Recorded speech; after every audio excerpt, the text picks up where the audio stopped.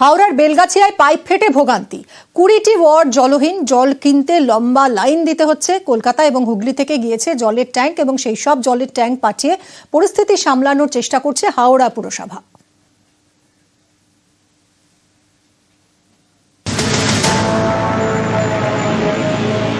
খাবার জল কিনতে হচ্ছে, তার জন্য লম্বা লাইন।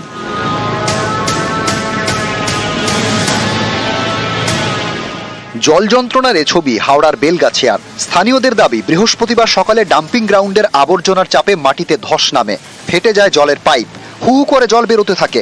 15টি ওয়ার্ডে বন্ধ হয়ে যায় জল সরবরাহ।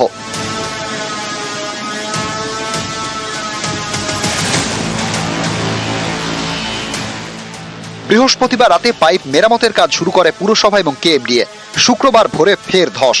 দফায় দফায় ধসের জেরে বন্ধ হয়ে যায় জলের পাইপ মেরামতির কাজ। ফলে ভোগান্তি চরমে, 20টি ওয়ার্ড জলহীন। রাত্রে দেখি কাজ হয়েছে, বলছে মাটি নেমে নেমে পড়ে যাচ্ছে, পাইপ ঘুরে যাচ্ছে, রাখা যাচ্ছে না। এখন 1-2 দিন জলের সমস্যা থাকবে।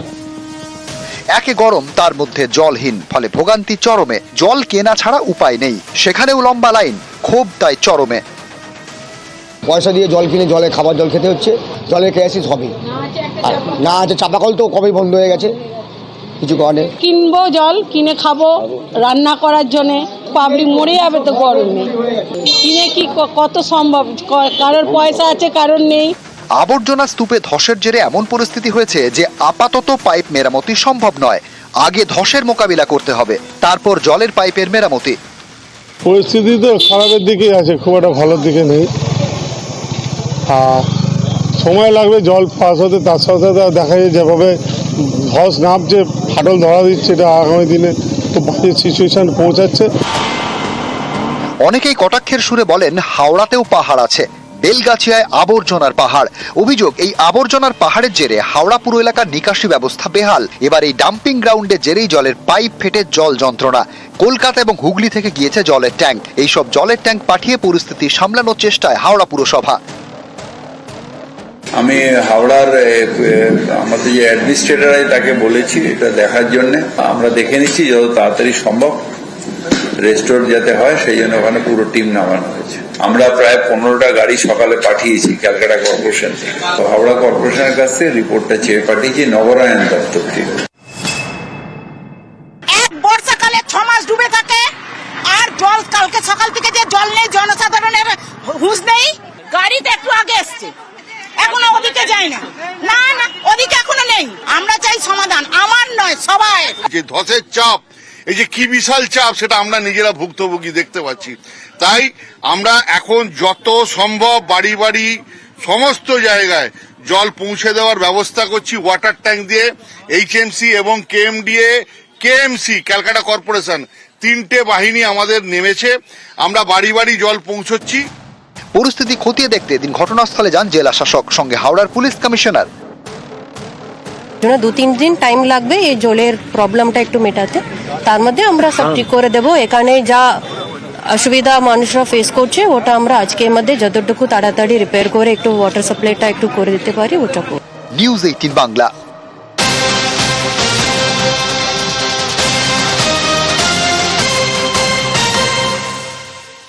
দুদিন ধরে উত্তর হাওড়ায় ভোগান্তি, তবে আজও দুর্ভোগের আশঙ্কা করা হচ্ছে, কারণ আজও বৃষ্টির জন্য পাইপলাইন মেরামতির কাজ আটকে গেছে। আমরা কথা বলবো দেবাশিস আমাদের প্রতিনিধির সঙ্গে।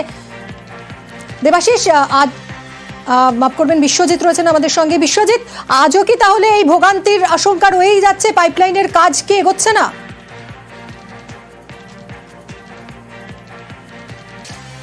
একদমই, তোমায় একবার ছবিটা দেখাবো। আমরা যেখানে রয়েছি বেলগাছিয়ার সেই জঞ্জালের স্তূপ এবং তার পাশেই যে পাইপলাইনের কাজ হচ্ছিল, এবং সেই কাজ তো আগেই বন্ধ হয়ে গেছে। এবং তারপর এই রাস্তা ধরে বরাবর যে বিকল্প পাইপলাইনের একটা কাজ করা হচ্ছিল, গতকালও আমরা দেখিয়েছিলাম এই রাস্তা ধরেই সামনে, সেখানেও যে বিকল্প পাইপলাইন, অর্থাৎ যেখানে বিকল্পভাবে পানীয় জল আনার ব্যবস্থা করা হচ্ছিল, সেখানেও কাজ বন্ধ রাখা হয়েছে। বৃষ্টির কারণে গতকাল রাত থেকেই কাজ বন্ধ রাখা হয়েছে। আজ পরিস্থিতি স্বাভাবিক হলে আবার কাজ শুরু হবে। কিন্তু এই যত কাজ দেরি হবে অর্থাৎ বিশ্বজিৎ, এই যে শনি রবিবার তো ঝড় বৃষ্টির পূর্বাভাস রয়েছেই, তার মানে শনি রবিবার কাজ এভাবেই থমকে থাকবে? একদমই, বা অর্থাৎ পরিবেশের সঙ্গে তো আর কিছু চলে না, অর্থাৎ সেই মতোই এই পরিবেশে পরিস্থিতিতে বৃষ্টি ঝড়ের কারণে কাজ বন্ধ ছিল এবং কাজ শুরু হওয়ার আজ সম্ভাবনা প্রায় ক্ষীণ বললেই চলে। যদি আবহাওয়া ভালো হয় তারপর কাজ শুরু হবে, অর্থাৎ জল জমে যাচ্ছে বৃষ্টি হলে, অর্থাৎ যে পাইপলাইন বসানোর কাজ, বিকল্প পাইপলাইন, সেই বসানোর কাজও কার্যত থমকে গেছে। আর তার ফলেই আরো বেশি করে দেরি হওয়ার সম্ভাবনা রয়েছে। বেলগাছিয়ার মূল যে এলাকা অর্থাৎ 8 নম্বর ওয়ার্ড সহ সংলগ্ন যে ওয়ার্ড, সেখানে যে পানীয় জলের সংকট, সেই পানীয় জলের সংকট আজও কিন্তু অব্যাহত থাকবে। তবে এই পানীয় জলের সংকট ভোগান্তি এলাকার মানুষের কি বলছেন তারা শুনবো। কাল আপনি এখানে সামনে দেখতে পারবেন আমার পাইপটা কোথায় দিয়ে কোথায় ঢুকে গেছে। পাইপটা পাম্প ঘরের মধ্যে ঢুকে যাচ্ছে আস্তে আস্তে, ধসটা নামতে যাচ্ছে। अब এখানে দেখুন পুরো যতটা কাটা আছে, মাটিটা কেটে দিলে একটু আমাদের ভালো হবে। আমার এখানে কিছু তো ঘর বাড়িগুলো সব তো ভেঙেই যাচ্ছে। এখানে আমরা ফির কোথায় যাব? থাকবার ব্যবস্থা তো, খাবার ব্যবস্থা তো কি করবে? গরিব মানুষরা যে কাজ করে খাচ্ছিল সবকিছু তো বন্ধ হয়ে গেল। ছোট ছোট বাচ্চারা আছে, কি করবে বলো তোমরা? তো কতদিন বর্ষাকাল আছে, স্কুলে কেমনি থাকবে? অত জন্য কম লোক যাচ্ছে।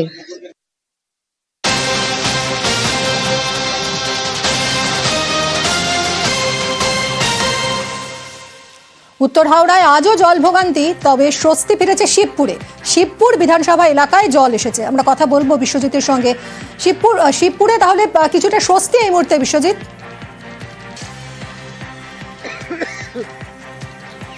একদমই, অর্থাৎ একটা অংশে হলেও কিছুটা পানীয় জল পরিষেবা স্বাভাবিক হয়েছে। অর্থাৎ শিবপুরের যে অংশ, শিবপুর বিধানসভার বেশ কিছুটা অংশ গতকাল জলশূন্য ছিল, আর সেই জায়গায় আজ পানীয় জল পরিষেবা দিতে পেরেছে হাওড়া পুরসভার পক্ষ থেকে। অর্থাৎ বেলগাছিয়া জলশূন্য থাকলেও আজ শিবপুরের কিছুটা অংশ, সেখানে পানীয় জল পরিষেবা দেওয়া সম্ভব হয়েছে। সেখানকার সাধারণ মানুষের কিছুটা হলেও স্বস্তি ফিরেছে।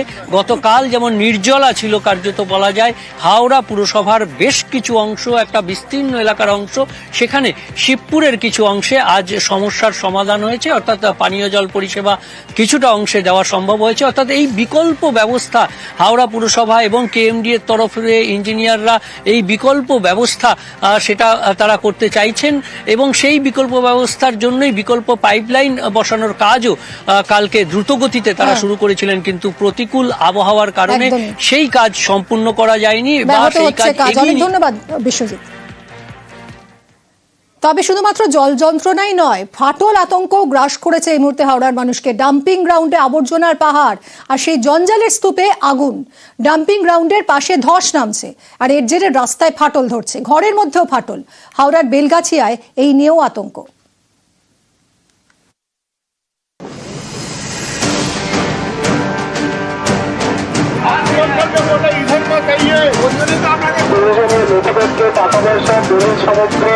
নিজেদের কাছে রাখুন।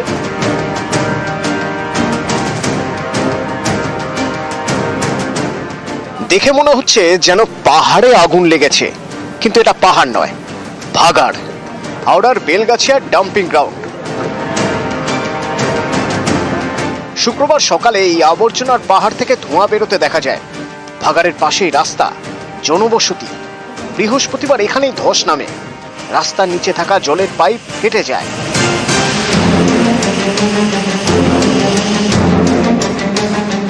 শুক্রবার দুপুরে হুড়মুড়িয়ে ভেঙে পড়ে এখানকার পাম্পিং স্টেশন। এদিন সকাল থেকে এলাকায় নতুন করে ধস নামতে শুরু করে, রাস্তায় ফাটল ধরে।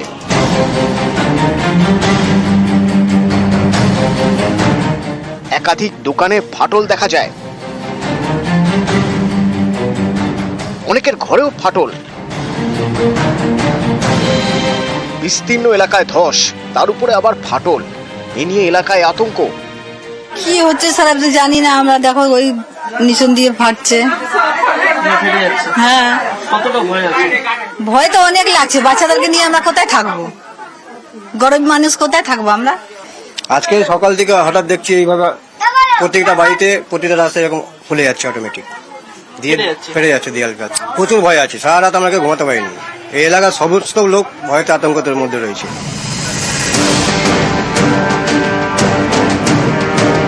ছোট ঘর, এটাই মাথা গোঁজার ঠাঁই। সেখানেই ধসের জেরে ফাটল, আতঙ্কে অনেকেই ঘর ছেড়েছেন।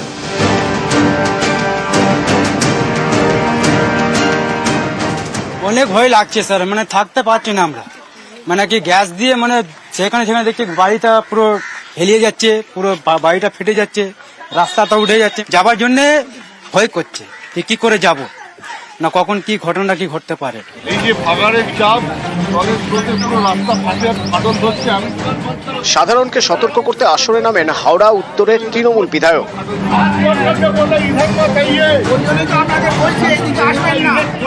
এটা বিশাল বড় অ্যাক্সিডেন্ট। অলরেডি এই ভাগাড় দেখছেন, ভাগাড়ে কিন্তু ধস নামা শুরু হয়েছে।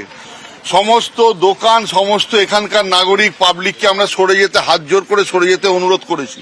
বাঁচলে পরে জীবনে সবকিছু পাওয়া যাবে। ভাগাড়ে আগুন, ভাগাড়ের পাশে ধস। শুক্রবার ঘটনাস্থলে যান হাওড়ার পুলিশ কমিশনার প্রবীণ কুমার ত্রিপাঠী এবং জেলা শাসক পি দীপা প্রিয়া।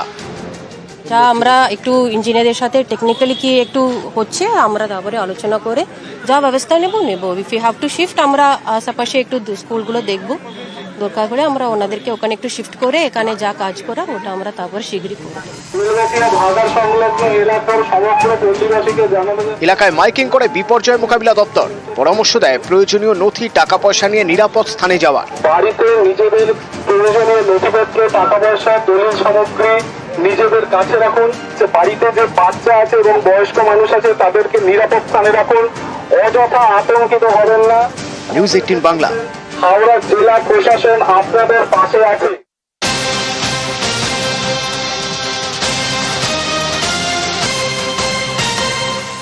হাওড়ার বেলগাছিয়ায় দুর্ভোগ বাড়ছে ক্রমেই।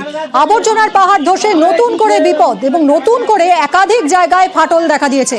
কি পরিস্থিতি এখন জানবো বিশ্বজিতের কাছ থেকে। বিশ্বজিৎ, কোথায় কোথায় আবার নতুন করে ফাটল দেখা দিল, কি পরিস্থিতি সব মিলিয়ে?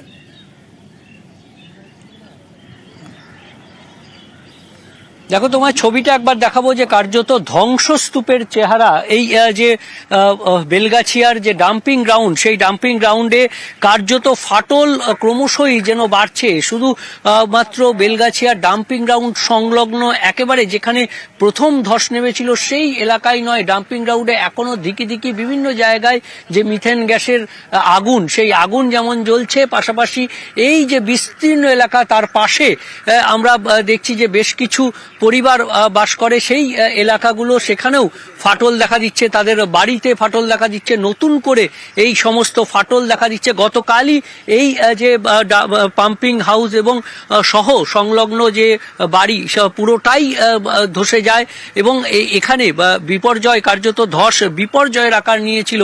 কিন্তু শুধুমাত্র এই এলাকা নয়, বিস্তীর্ণ এলাকা। আমরা যদি অনেকটা দূরে দেখি যে সেখানে যেই পরিবারগুলো রয়েছে, সেই ডাম্পিং গ্রাউন্ড সংলগ্ন যে জায়গা, সেখানে পরিবারগুলো রয়েছে, সেখানেও ফাটল আতঙ্ক গ্রাস করছে। কাজেই এই ডাম্পিং গ্রাউন্ড সংলগ্ন বিস্তীর্ণ একটা এলাকা জুড়ে এই ধসের যে আতঙ্ক, সেই ধসের আতঙ্ক এখনো তাড়া করে বেড়াচ্ছে।